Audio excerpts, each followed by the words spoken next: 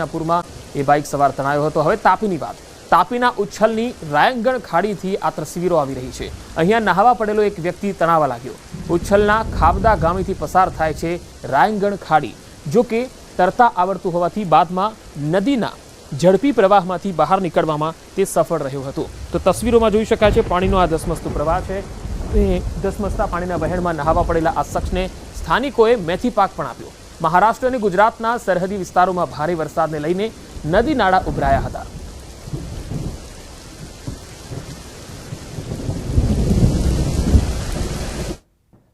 સાબરકાંઠાના હિંમતનગરના ગાંભોઈમાં વરસાદ। ગાંભોઈથી ભિલોડા હાઈવે પરનું ડાયવર્ઝન ધોવાયું છે। હાઈવે પર બનાવવામાં આવેલા 2 ડાયવર્ઝન ધોવાયા। ગાંભોઈ પંથકના હુંજ અને બાખોર, રામપુર સહિત ડુંગરનું પાણી વહેતા ડાયવર્ઝન ધોવાઈ ગયું। હિંમતપુર ગામ નજીક નવીન બની રહેલ ઓવરબ્રિજની કામગીરી ચાલી રહી છે। ઓવરબ્રિજની કામગીરીને લઈને તે હાઈવેની બાજુમાં બનાવવામાં આવ્યું હતું ડાયવર્ઝન। આ ધોવાયેલા 2 ડાયવર્ઝન વચ્ચે એક બસ સહિત 5 વાહનો અટવાયા। વાહનોમાં અને બસમાં સવાર 15 જેટલા મુસાફરો પણ અટવાયા। સ્થાનિક લોકોએ જાણ કરતા પોલીસ ઘટના સ્થળે પહોંચી સ્થાનિક મામલતદાર અને પ્રશાસનને જાણકારી અપાઈ। સાબરકાંઠા સહિત જે ઉપરવાસમાં ભારે વરસાદ વરસ્યો હતો અને હિંમતનગરનું જે ગામો છે, ગામોના આસપાસના જે ગ્રામ્ય વિસ્તારો છે, ગ્રામ્ય વિસ્તારમાં ભારે વરસાદ વરસ્યો હતો।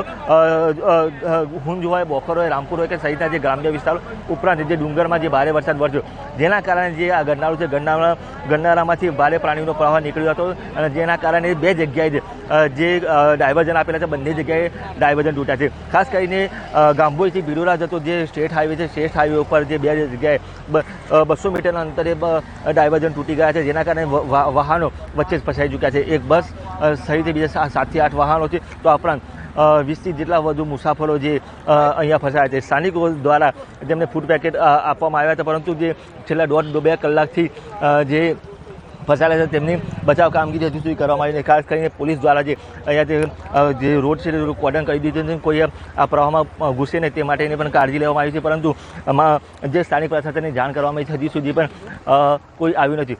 ખાસ કરીને તમામ મુસાફરો એક જ રાહ જોઈએ છે કે ક્યારે કોઈ ટીમ આવે ને તેમનો બચાવ કરાવે। ઈશાન પરમાર, ન્યૂઝ 18 ગુજરાતી, સાબરકાંઠા।